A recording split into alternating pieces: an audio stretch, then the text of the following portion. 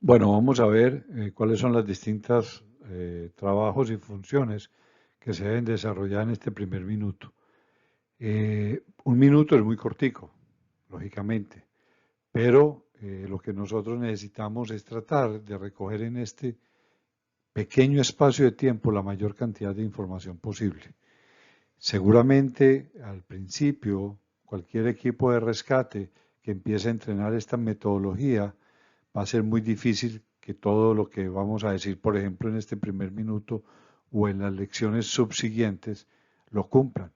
Pero está demostrado que con buen entrenamiento, que con una buena organización, todo esto se puede y por eso es que hemos puesto estas lecciones por minutos porque necesitamos que los equipos se enfoquen en que pueden hacer todo esto con la presión del tiempo y así podamos desarrollar una buena metodología y podamos recoger toda la información, pues después hacer todas las técnicas y hacer todos los procesos y finalmente hacer una buena extracción del paciente.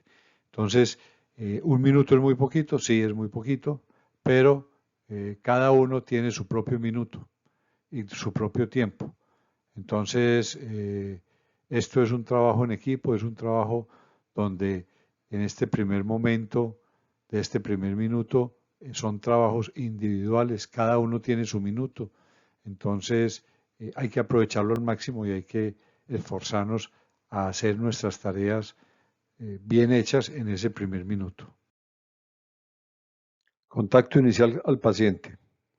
Bueno, como todos sabemos, el rescate vehicular está centrado en el paciente. Ese es nuestro principal objetivo y nuestra principal responsabilidad.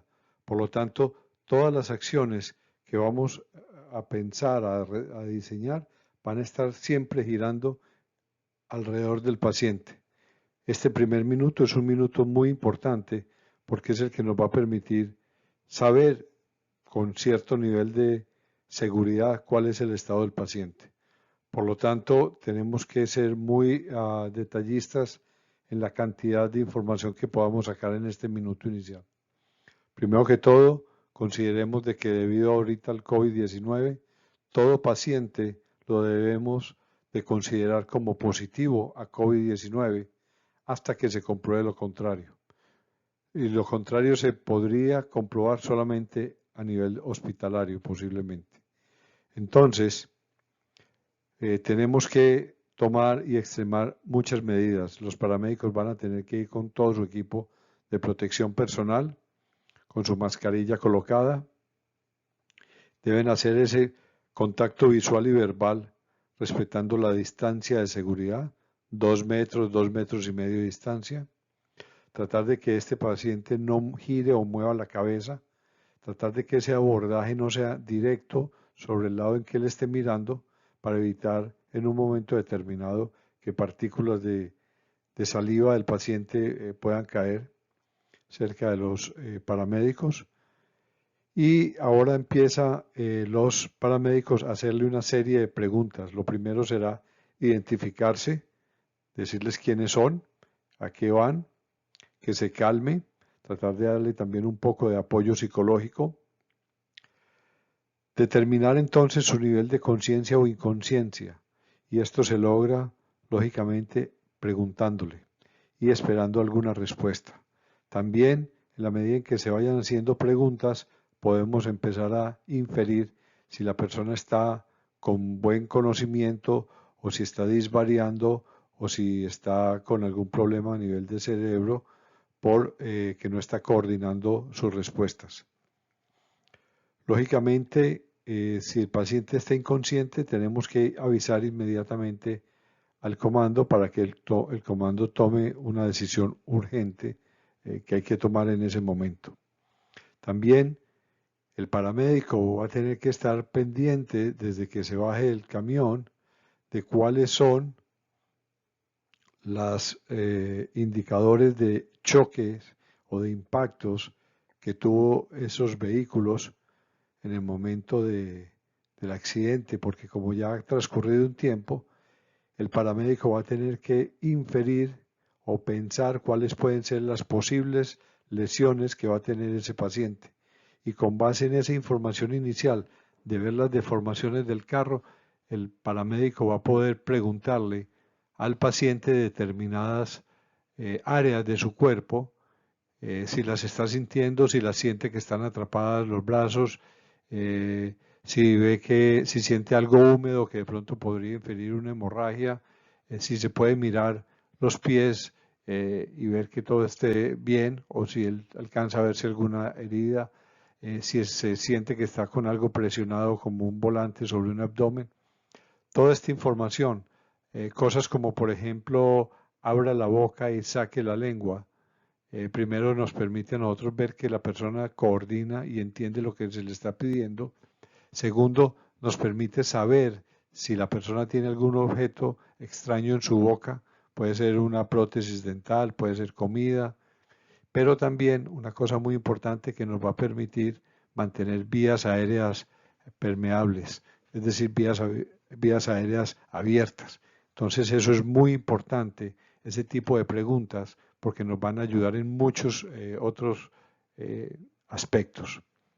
También tenemos que buscarle la forma de que este paciente nos colabore. Entendamos de que es posible que este paciente está viendo que a su lado está su mamá, su hijo, su esposo, su esposa, que posiblemente también pueda estar herido. Entonces, el soporte emocional es muy importante. No nos centremos solamente en el soporte médico o de urgencia. También démosle un soporte emocional y psicológico a la persona, en el sentido de que se calme, que se entienda que se le va a ayudar y se pueda hacer todas estas averiguaciones de su estado que van a ser después pasadas al comando para que el comando tome unas decisiones importantes.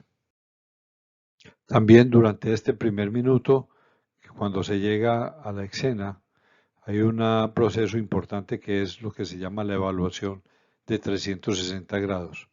Este es un proceso que es realizado por el comando principalmente y dependiendo de la organización del equipo, lo puede estar acompañando o un técnico o un paramédico. Normalmente se trata de que sea un paramédico porque posiblemente en el otro vehículo que esté accidentado puedan haber otros pacientes, entonces ya el otro paramédico inmediatamente encuentra el paciente, va a quedarse ahí junto a él. Entonces, lo ideal es que se haga por dos lados, por todos los lados, por dos sentidos diferentes, uno por un lado y otro por el otro lado, y empiecen a determinar los diferentes indicadores, que ahora vamos a hablar un poco de eso, que se encuentran en la escena. Y todo lo que son los peligros se van a ir diciendo en una voz fuerte para que el resto del equipo pueda estar enterado de cuáles son las situaciones. En este minuto tenemos que estar haciendo muchas acciones simultáneas. Un primer paramédico ya debe haber hecho contacto con el paciente, ya debe estar preguntándole su estado y demás. El otro paramédico debe estar con el comando haciendo la ronda de 360 grados. Los dos técnicos deben estar con el material inicial para la estabilización, que depende de la posición de los vehículos. Ellos van a tener que saber cuáles son los elementos primarios que van a utilizar. El logístico va a tener que estar ya bajando equipo en ese primer minuto, el equipo más apropiado que él considere para ese tipo de situaciones. Entonces, son muchas las labores que se hacen individualmente en este primer minuto. Y este primer minuto es muy importante porque le va a permitir, sobre todo al comando, de encontrar y de organizar de una manera prioritaria cuáles son los diferentes indicadores que tiene esa escena. Los indicadores son todos aquellos aspectos que se encuentran en la escena. Acordémonos que estamos centrados en el paciente, entonces tenemos que ver cuál es el grado de lesiones de los pacientes, en qué parte del vehículo están los pacientes. Tenemos que ver también cuáles son los diferentes peligros que hemos encontrado, si hay derrames, si hay inestabilidad, si hay piso resbaloso, si hay poca visibilidad y toda una serie de peligros que ya ustedes los vieron en las clases anteriores y que necesitamos determinar cuáles son. También tenemos que ver qué tipo de vehículos son, el sistema de propulsión, el modelo del vehículo para saber si son vehículos muy nuevos o son vehículos un poco antiguos, y todas estas deformaciones que pueden haber tenido los vehículos después del impacto.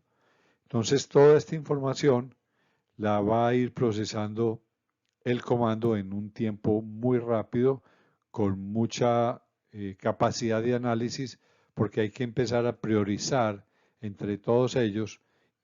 Lógicamente la prioridad va a ser el paciente, pero hay que empezar a organizarlos para poder de esa forma realizar los análisis respectivos y podamos tomar las decisiones en cuanto a los planes de acción que se requieran para poder liberar bien a este paciente o a los pacientes que están en el interior del vehículo. Bueno, como les decía al principio de esta lección, hay muchas otras labores que tenemos que realizar en ese minuto. Y es un tiempo muy corto, pero cada uno tiene su propio minuto. Entonces tenemos que utilizarlo al máximo. Los técnicos ya estarán llevando el material que se requiere para hacer una estabilización primaria o de urgencia de acuerdo a su experiencia. Como decía en una clase anterior, si vemos que el vehículo está lateralizado, pues entonces los técnicos lo primero que van a bajar van a ser unos estabilizadores verticales. Si ven que el vehículo está sobre sus 4 ruedas, pues lógicamente lo que van a llevar a la mano van a ser todo lo que son los bloques escalonados, los bloques cuadrados, las cuñas, todo este material para hacer una estabilización en un vehículo sobre 4 ruedas. Por lo tanto, cada técnico va a tener un minuto para ir, recoger el equipo y llevarlo y ponerlo ahí listo para empezar a hacer ese trabajo. El logístico va a determinar en ese minuto, viendo cómo está la escena y de pronto pensando hacia dónde podrían sacar el paciente, colocar el área de herramientas y colocar después también en un momento determinado con coordinación con el comando, pensar en dónde se hace el de escombros. El de escombros puede esperar mucho más porque en ese momento de la escena y del trabajo no hay escombros mayores. Entonces, se va a preocupar más es dónde va a colocar las herramientas para que queden, si bien cerca, pero no demasiado cerca de la escena para que se pueda trabajar adecuadamente. Lógicamente también el logístico va a empezar a bajar otro tipo de equipos que pudieran necesitar adicionales. Pueden ser, por ejemplo, bolsas de levantamiento, puede usar sistemas para control de derrames, bueno, muchas otras cosas adicionales que podría tener que necesitar en los primeros momentos.